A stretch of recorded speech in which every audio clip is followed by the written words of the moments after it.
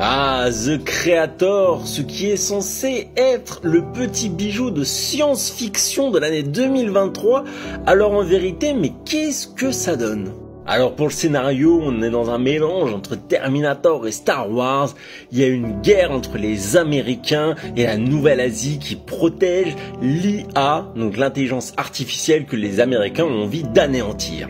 Déjà, je vais commencer par la satisfaction de ce film, qui pour moi est d'ailleurs l'une des seules, c'est le visuel. Voilà, c'est magnifique, il n'y a rien à dire, voilà, il y a du pognon qui a été mis sur la table, la caméra elle est bien gérée, il y a de la belle photographie, sur ça, rien à dire.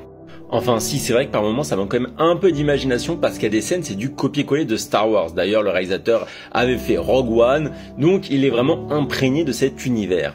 Mais le problème en fait, c'est que quand on commence à gratter au niveau du scénario, bah là, ça commence véritablement à pêcher. Je vais vous donner un exemple sans pour autant vous spoiler.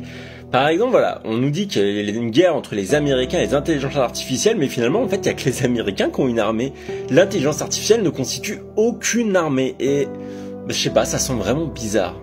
Et après, quand le film essaie de se la jouer mélodramatique, émotionnelle, ça fonctionne pas terrible non plus parce que les personnages sont pas assez travaillés pour ça. Après voilà, le casting fait quand même le taf, hein. Moi je mettrai en avant John David Washington, le fils de Denzel, que j'apprécie beaucoup en tant qu'acteur et qui m'a encore plutôt satisfait. Mais vous l'avez compris, j'ai été quand même assez déçu, surtout que ça dure 2h15 à la fin, je me faisais quand même vraiment chier. C'est dommage que j'en attendais beaucoup, peut-être trop. Mais n'hésitez pas vous à me dire ce que vous en avez pensé.